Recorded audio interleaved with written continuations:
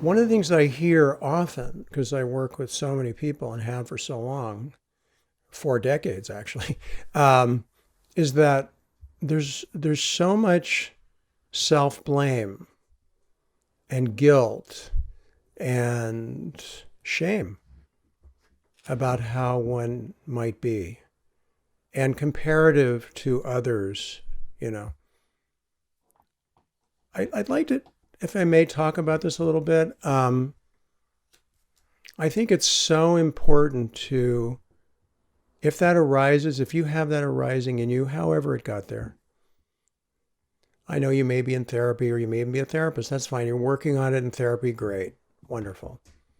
But here, the way we bring attention to it is to fundamentally notice that it's happening. To at least having a bit of saying, wow, I'm really beating myself up, aren't I?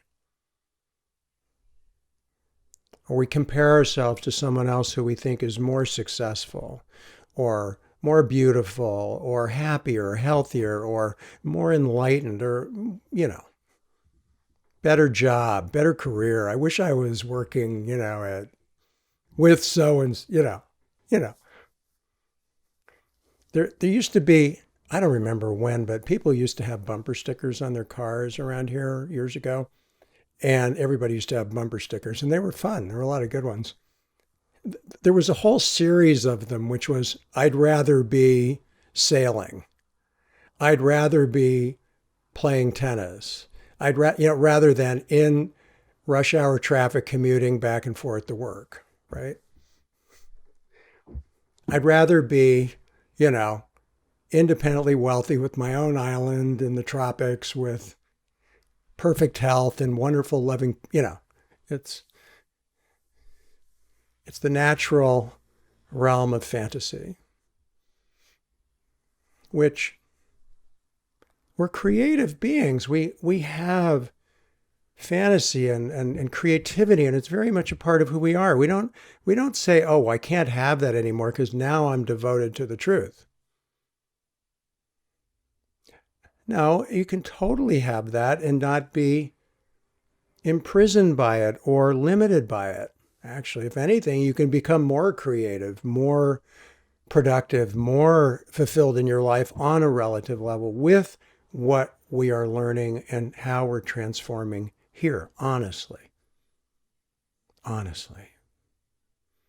Um, so, so the way to work with it is to notice it really first. Oh wow, I'm just going to use the example of beating myself up because I think that's a people can relate to that, right? Can you relate to that kind of description of being hard on yourself? I'm not good enough. I'm not getting it. I'm afraid I'm not getting it. All that kind of stuff. Like I'm never going to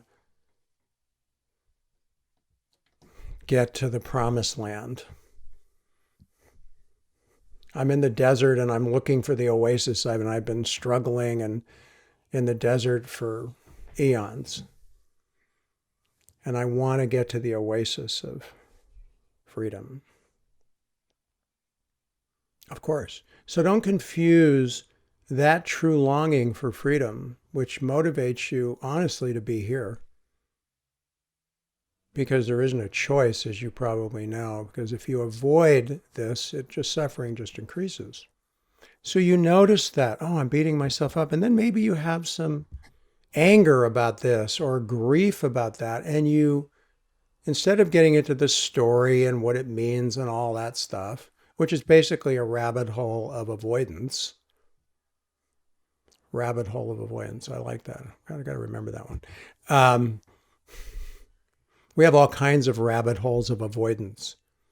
This is in practice, which this is, you begin to notice the rabbit holes of avoidance. You begin to notice how the subtle little ways you move away from what you don't want to feel, like your own sense of feeling not enough, not good enough, not lovable, or whatever. what this is where you begin to bring loving attention to the parts of you that are suffering. Because suffering is only in the realm of the known, only in the realm of being the knower. So when you beat yourself up, you're literally acting out, thinking you know that you're not good enough, which of course on a relative level is just an identified belief that causes suffering. But when you open into presence, that stuff disappears. It literally vanishes. And I know you've all had this experience where when you're tuned in deeply, and it's why we tune in deeply, all of a sudden, relative reality, the pandemic, COVID, blah, blah, blah, disappears.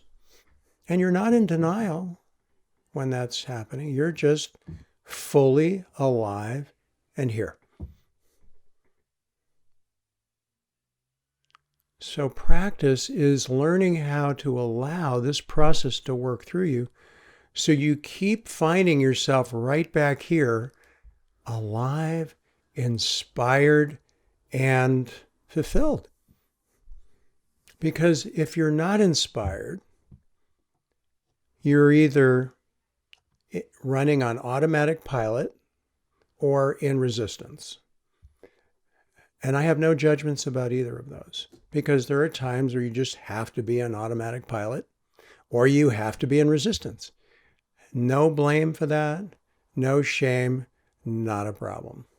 When you notice that you're in those reactive states, just notice them. But don't think, oh my God, I'm never going to be enlightened. Look at this. I'm in traffic and I'm screaming at the guy who just almost hit me in my new car. Or whatever may be happening for you. You may not have that, but you may have some other version of reactivity.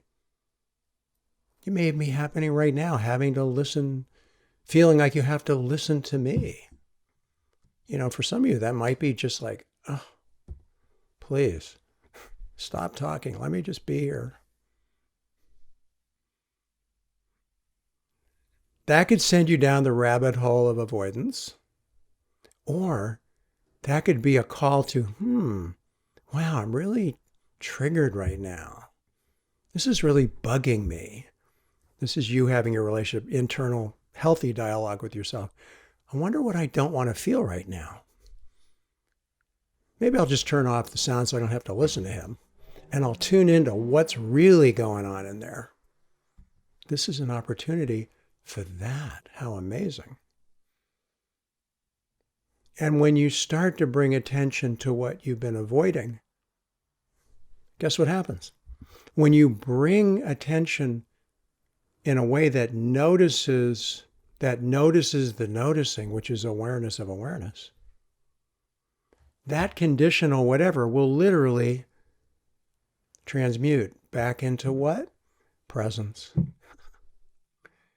So the conditional becomes the unconditional. This is why in traditional Zen lingo, if you've read any Zen teaching, form is emptiness. Emptiness is form. Now, if you didn't know anything about this and you read this, you go, what the hell does that mean? But what I just said was literally the detailed instructions for what that truly is and what you are actually discovering and how this actually works.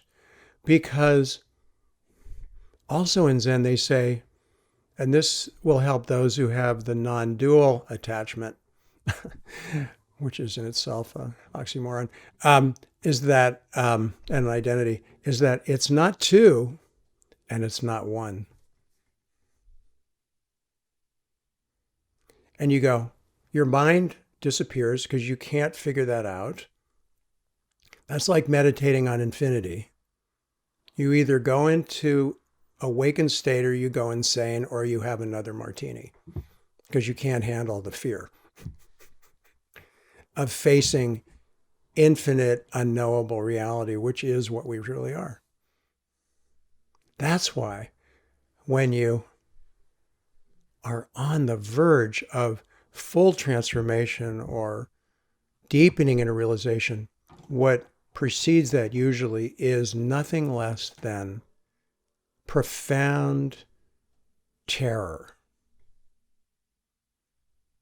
Because our instinctual conditioning is to survive and be comfortable.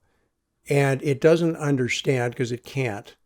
Awakening and becoming realized is actually the realm of freedom, has that threshold for many people of the terror of dying, the terror of being evaporated, of being dysfunctional, of loss of control.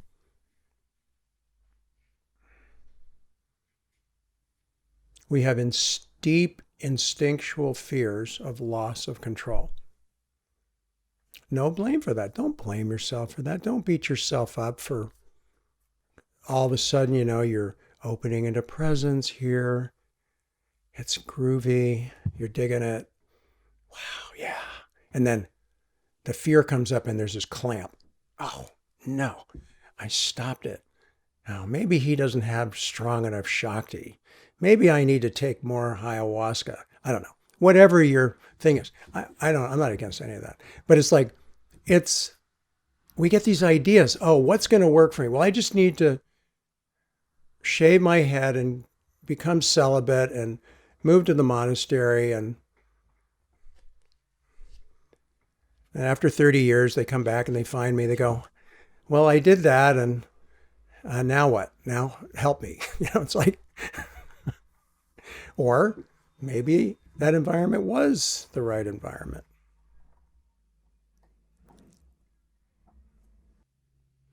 The right environment is right here, right now.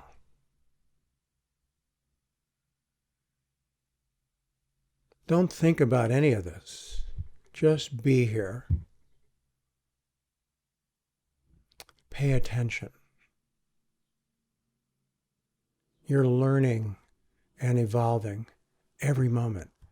The truth that you are fundamentally will free you, not your effort to be free. So relax, do the best you can, and be nice to yourself.